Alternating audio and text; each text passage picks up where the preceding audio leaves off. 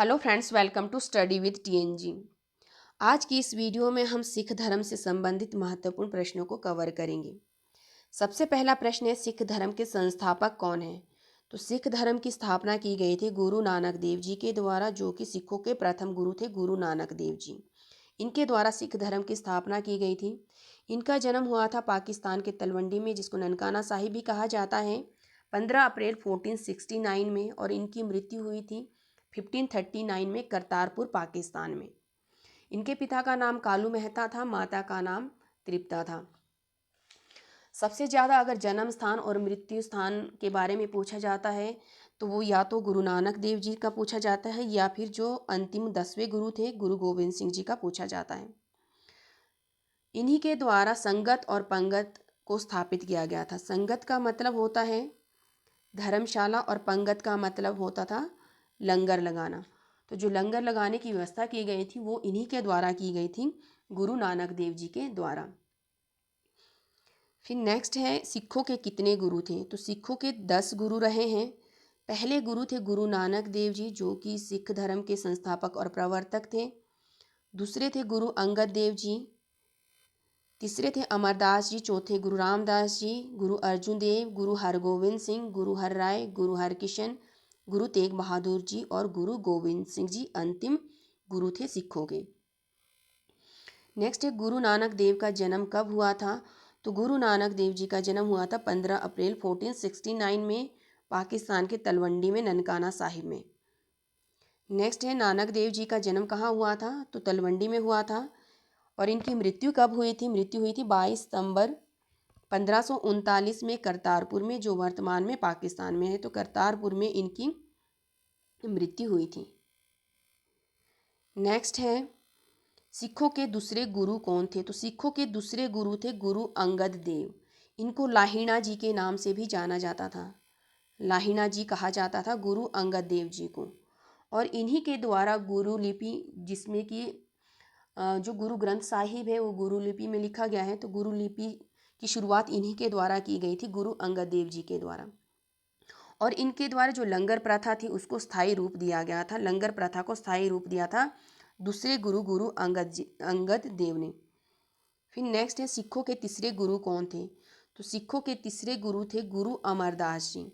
इन्होंने सती प्रथा का विरोध किया था और इनके द्वारा अंतरजातीय विवाह और विधवा पुनर्विवाह को बढ़ावा दिया गया था गुरु अमरदास जी के द्वारा, जो कि सिखों के तीसरे गुरु थे। फिर नेक्स्ट है, सिख गुरु अर्जुन देव को किसने मृत्यु दंड दिया था? सिखों के 5वें गुरु थे गुरु अर्जुन देव। इनको मृत्यु दंड दिया गया था मुगल बादशाह जहांगीर के द्वारा। इन्होंने खुसरो, जो कि पुत्र था जहांगीर का, खुसरो ने अपने पिता से बगावत कर ली थी और खुसरो की सहायता करने के लिए ही इनको मृत्युदंड दिया गया था। तो इनको अर्जुन देव जी को 5 दिन तक यातनाएं दी गई थी। कहा जाता है कि मई का महीना था और इनको गर्म तवे पर बिठाकर इनके ऊपर गर्म रेत और तेल डाला गया था। तो भीषण गर्मी के होने की वजह से इनको ये बेहोश हो गए थे। उनको बेहोशी की हालत में ही रावी नदी में बहा दिया गया था। रावी नदी में इनको बहा दिया गया था। तो इन्हीं के स्मरण में, इनकी शहादत के स्मरण में ही उस जगह पर, रावी नदी के तट पर, गुरुद्वारा डेरा साहिब का निर्माण करवाया गया था, जो कि वर्तमान में गुरुद्वारा डेरा साहिब पाकिस्तान में स्थित है। नेक्स्ट है, किस सिख गुरु ने अमृतसर नगर की स्थापना की थी? तो अमृतसर नगर जो कि पंजाब में है, तो उसकी स्थापना की थी चौथे गुरु गुरु रामदास जी ने। गुरु रामदास जी के जो मुगल बादशाह अकबर थे, उनके साथ इनके अच्छे संबंध थे और जो अकबर थे वो इनकी काफ़ी रिस्पेक्ट करते थे गुरु रामदास जी की। तो उन्होंने इनको 500 बीघा ज़मीन, जो भूमि है वो दान की थी, 500 बीघा। तो इसी भूमि पर इन्होंने अमृतसर नगर की स्थापना की थी और अमृतसर सरोवर बनाया था। फिर नेक्स्ट है, सिखों के 5वें गुरु कौन थे? तो सिखों के 5वें गुरु थे गुरु अर्जुन देव, जिनकी हत्या करवा दी गई थी। पहले शहीद होने वाले गुरु थे ये। गुरु अर्जुन देव 5वें गुरु थे, जहांगीर के द्वारा इनकी मृत्यु करवा दी गई थी। इन्हीं के द्वारा जो अमृतसर में स्वर्ण मंदिर है, हरमंदिर साहिब भी कहा जाता है, तो उसका जो निर्माण है वो इन्हीं के द्वारा करवाया गया था। तो जो उस मंदिर की नींव है वो मियाँ मीर के हाथों रखवाई गई थी गुरु अर्जुन देव के द्वारा, मियाँ मीर के द्वारा। मियाँ मीर ने इस मंदिर की नींव रखी थी और इन्हीं के द्वारा आदि ग्रंथ की रचना की गई थी। आदि ग्रंथ जिसको गुरु ग्रंथ साहिब भी कहा जाता है, तो आदि ग्रंथ की रचना भी की गई थी गुरु अर्जुन देव के द्वारा। 5वें गुरु थे गुरु अर्जुन देव, इन्हीं के द्वारा आदि ग्रंथ की रचना की गई थी। नेक्स्ट है सिखों के अंतिम और 10वें गुरु कौन थे। तो सिखों में 10 गुरु रहे हैं, तो अंतिम जो 10वें गुरु थे वो थे गुरु गोविंद सिंह। इनका जन्म हुआ था बिहार के पटना में और इनकी मृत्यु हुई थी नांदेड़ में, महाराष्ट्र में, नांदेड़ में। सिखों के 9वें गुरु कौन थे। तो सिखों के 9वें गुरु थे गुरु तेग बहादुर जी, 9वें गुरु थे। इनको हिंद की चादर के नाम से भी पुकारा जाता है। तो हिंद की चादर किस गुरु को कहा जाता है, तो वो कहा जाता था गुरु तेग बहादुर सिंह को। इन्होंने धर्म की रक्षा के लिए, मानवता की रक्षा के लिए इन्होंने अपने प्राणों को त्याग किया था। तो इनको औरंगजेब के द्वारा इनका सर कलम करवा दिया गया था, इनके द्वारा इस्लाम धर्म को ना स्वीकारने के लिए।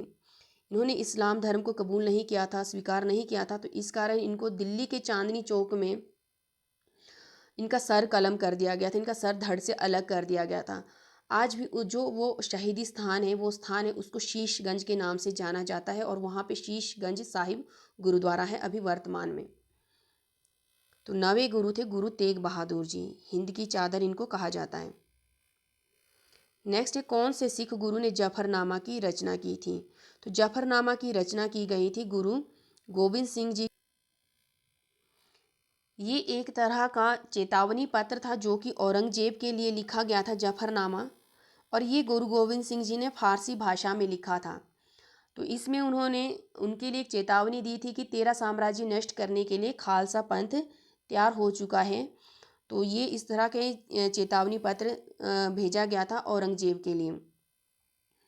तो खालसा पंथ की स्थापना इन्हीं के द्वारा की गई थी, 10वें गुरु गुरु गोविंद सिंह जी के द्वारा खालसा पंथ की। तो नेक्स्ट क्वेश्चन भी यही है, खालसा पंथ की स्थापना किसने की थी। तो गुरु गोविंद सिंह जी ने खालसा पंथ की स्थापना की थी। गुरु गोविंद सिंह की समाधि कहाँ पर है। तो इनकी समाधि है महाराष्ट्र के नांदेड़ में, यहीं पर इनकी मृत्यु हुई थी, नांदेड़ में। यहाँ पर इनको धोखे से पठानों के द्वारा इनकी इनकी हत्या कर दी गई थी। तो नांदेड़ में ही इनकी समाधि बनाई गई है। सिख धर्म के धार्मिक स्थल को क्या कहा जाता है। तो सिख धर्म के धार्मिक स्थल को गुरुद्वारा कहा जाता है। सिखों का पवित्र ग्रंथ कौन सा है। तो सिखों का पवित्र ग्रंथ है गुरु ग्रंथ साहिब और इसको ही गुरु माना जाता है। गुरु गोविंद सिंह जी ने कहा था कि जब वो 10वें अंतिम गुरु थे तो उन्होंने ही सिखों को कहा था कि उनका जो आगे गुरु होगा तो गुरु ग्रंथ साहिब ही उनका गुरु ग्रंथ को ही वो गुरु माने।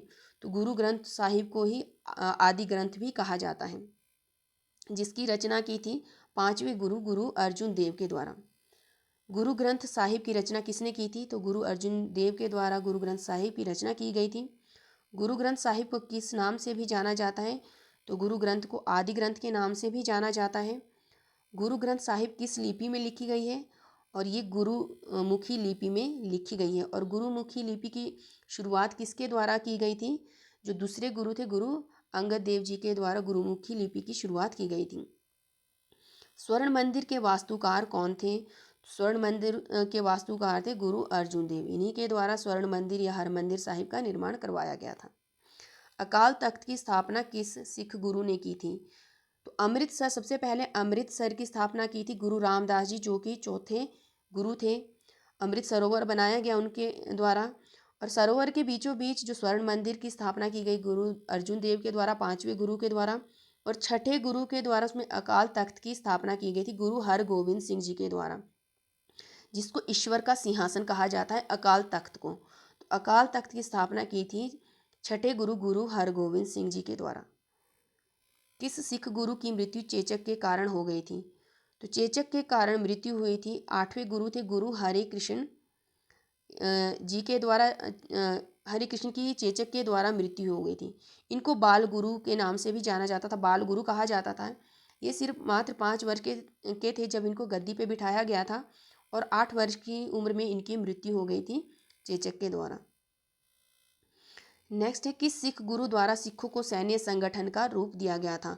तो छठे गुरु के द्वारा ही सिखों का जो सैन्य संगठन है को बनाया गया था, गुरु हरगोविंद जी के द्वारा।